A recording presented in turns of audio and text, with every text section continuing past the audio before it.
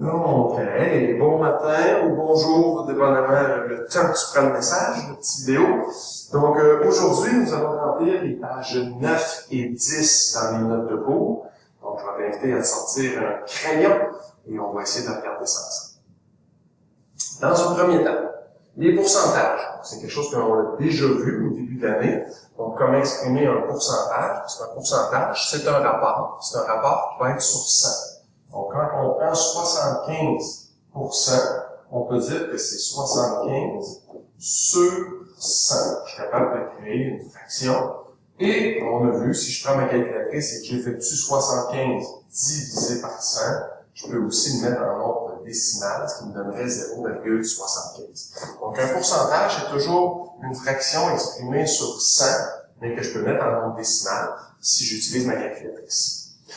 Comment je vais faire pour calculer justement le pourcentage d'un certain nombre? On avait déjà vu une première technique, mais ici, on va surtout utiliser les proportions. Donc, les proportions, ça va nous servir pour toutes les situations, non pas pour juste un pourcentage d'un nombre, mais pour des situations plus complexes. Donc ici, on va juste s'assurer de positionner les bonnes valeurs au bon endroit dans les proportions. Regardons l'exemple numéro 1. Je veux calculer 15% de 120. Notre ancienne méthode nous disait que le 2, on pouvait remplacer ça par une multiplication.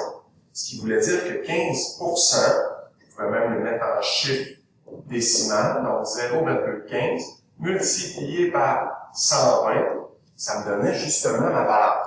Donc, quand je prends ma calculatrice et que je calcule 0.15.120, ça me donne 18. Donc, 18, ça représente 15% de 120. Moi, je t'ai parlé qu'il y avait une deuxième méthode. La deuxième méthode, c'était justement avec les proportions. Donc, on vient juste de voir les proportions. Ce qu'on va essayer, c'est de créer justement deux rapports équivalents et d'utiliser les produits croisés qu'on vient de voir. Donc, ici, on dit que 15% de 120. Fait que moi, je vais dire que je vais chercher 15% et mon 120, la question que j'ai à me poser pour le positionner correctement, est-ce qu'il correspond à mon 15% en haut ou est-ce qu'il correspond à mon 100% que j'ai mis en bas? Bien évidemment, le 120 correspond à mon 100%. Moi, ce que je cherche, je vais mettre X ici comme variable, je cherche 15% d'un nombre qui va être X et son 100%, c'est 120. Donc ici, un peu caché, tu viens de voir que c'est une proportion et on vient justement de voir dans les proportions que le produit des extrêmes, c'est-à-dire que 15 multiplié par 120 devait être égal à 100 fois le X. Et comme nous autres, on veut chercher la variable X, on divisait par le chiffre qui restait, donc on divisait par 100. Quand je prends ma calculatrice et que je fais 15 fois 120 divisé par 100, j'obtiens la même réponse, c'est-à-dire le 18. Donc, la première technique que je t'ai écrite en bleu est quand même bonne. Par contre, elle a ses limites. Donc, pour les exemples 2, 3 et 4, tu vas voir qu'on va utiliser beaucoup plus les proportions avec le produit croisé pour trouver notre réponse. Passons justement au numéro 2. Il me demande quel est le prix final d'une paire de skis qui coûte 650 $ si je lui applique une taxe de 15%. Si je lui applique une taxe de 15%, c'est comme si j'additionnais mon 15%. Donc, au final, mes skis, je vais le payer 100% du prix, plus ce 15% de taxe-là. Donc, je vais les payer même 115%. Je sais que c'est bizarre, vous êtes habitués des fois à dire, ben là, quelque chose en haut de 100%, c'est plus difficile. Dans le cas de taxe, je pense qu'André vous a déjà parlé aussi de donne ton 110% sa glace. Donc, ça se peut quelque chose en haut de 100%, même en mathématiques. Donc, ici, la première chose, c'est que je vais essayer de créer une proportion. Ils me disent que le prix final de mes skis, c'est 650. Donc, mon 650 $, il devrait correspondre. Est-ce qu'il correspond à 100% de mon prix ou s'il correspond à mon 115%? Il devrait correspondre à 100% du prix puisque, si je regarde la situation, mon 650, c'est le prix initial, c'est le prix régulier. Mais, moi, ce que je cherche, ça va être le prix, que je vais mettre X, le prix pour, pas 100% du prix, mais le prix avec taxe, c'est-à-dire 115% du prix. Caché ici derrière ce que moi j'ai intégré, plutôt, c'est une proportion. Et ma proportion, c'est de dire que, 650, ça correspond à 100% de mon prix, Donc, X, le montant que je cherche, devrait correspondre au montant avec les taxes à 115% du prix. Et mon produit croisé, comme à l'habitude, je multiplie en oblique les deux chiffres que je connais, donc le 115 et le 650. Moment d'attention, s'il vous plaît, Charles André Dupont est demandé au secrétariat. S'il vous plaît, Charles André Dupont au secrétariat. Madame Chantal Germain, veuillez communiquer avec le poste civil. S'il vous plaît, Madame Chantal Germain avec le poste civil. Désolé pour la petite interruption. Donc ici, ce que j'ai fait, j'ai multiplié mon 115 fois le 650 et j'ai divisé par mon troisième chiffre par 100, et ce qui m'a donné comme réponse finale 747,50. Donc, est-ce que c'est logique qu'une paire de ski à 650 $, avec les taxes, me monte à 747,50? Je crois bien que oui, donc les chiffres sont quand même respectés, donc je peux toujours me lever. Il nous reste deux autres exemples. Donc, l'exemple numéro 3, encore une fois qu'on va faire avec les proportions, il me demande quel pourcentage de 88 donne 10,56. Donc, ici, ce que je veux savoir, c'est un pourcentage.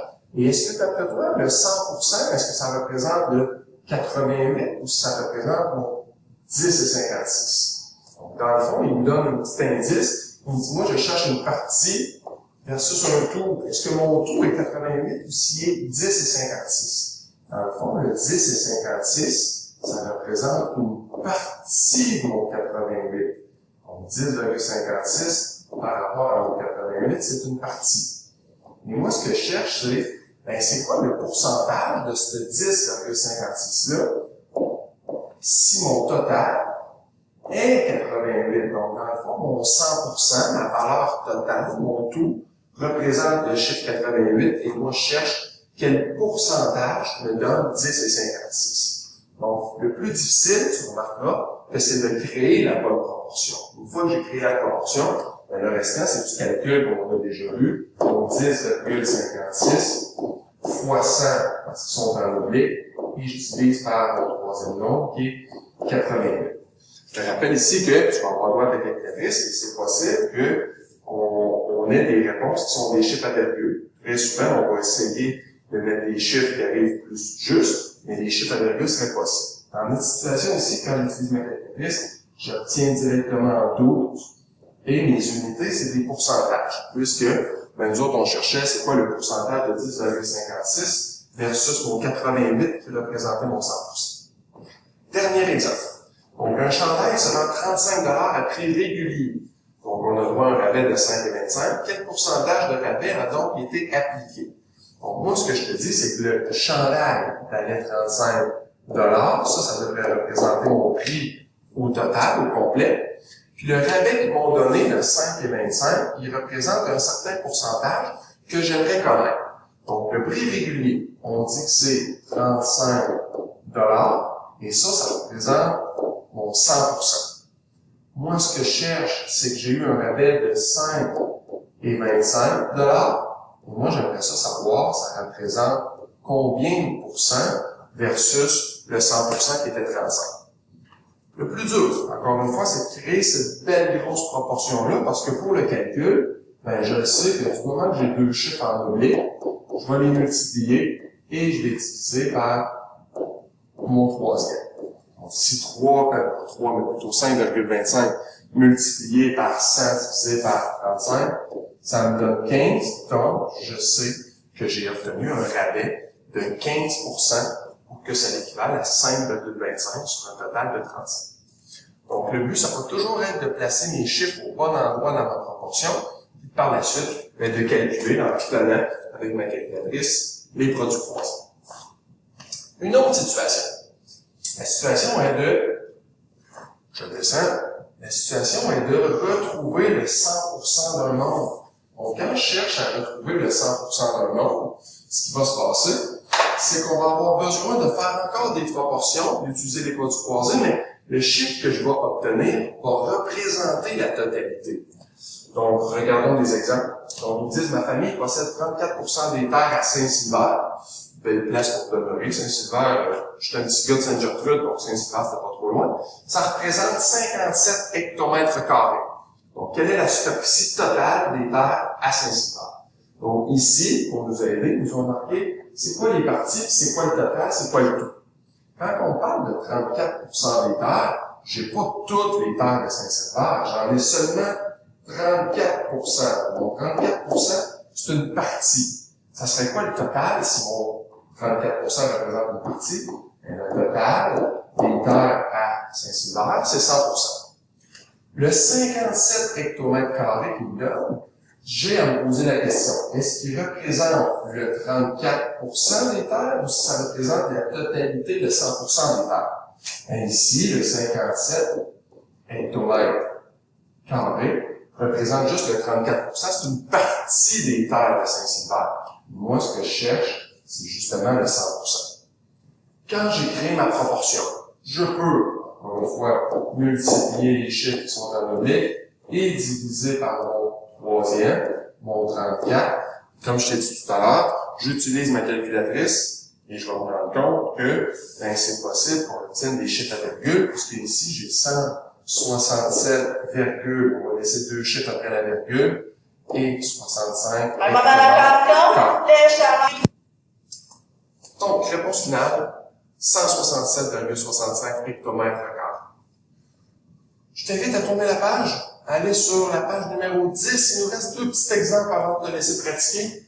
Donc, ce qui te demande, dans une école, le comité étudiant est composé de 8 élèves. J'ai 8 élèves dans mon comité, ce qui représente environ 0,5% du total de tous les élèves. Combien y a-t-il d'élèves au total dans l'école? Donc, partie versus un tout. Moi, je sais qu'il y a 8 élèves. Ces 8 élèves-là, ils représentent une partie de l'ensemble des élèves dans l'école que je cherche, mais que je ne connais pas malheureusement. Je sais par contre que ce 8 élèves-là représentent 0,5% de tous les élèves de l'école. Donc, vu que moi je cherche la totalité, le X que je vais chercher va représenter 100%. Donc, mon 8 élèves, ça représente 0,5. Et je cherche le 100% pour savoir exactement il y a combien d'élèves au total. Encore une fois, le plus difficile, c'est de bâtir la proportion, parce que le calcul, je vais faire 100 multiplié par 8 et divisé par 0,5, ça va me donner justement le nombre total d'élèves. C'est sûr qu'habituellement, on va essayer dans des situations où j'ai des nombres ou des représentations plus difficiles, on va essayer d'arriver avec un nombre d'élèves juste. Donc ici, je ne dis pas que c'est impossible, mais si j'arrive à 1607,3 élèves, le 0,3 élèves est peut-être difficile à expliquer. Donc habituellement, on va essayer d'avoir des chiffres qui arrivent juste. Et dans ce cas-ci, ça fonctionnait, j'arrive à 1600 élèves total.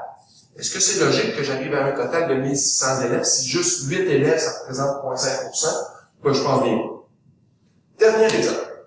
Après un rabais de 25%, un chandail coûte 16,87. Quel était le prix initial?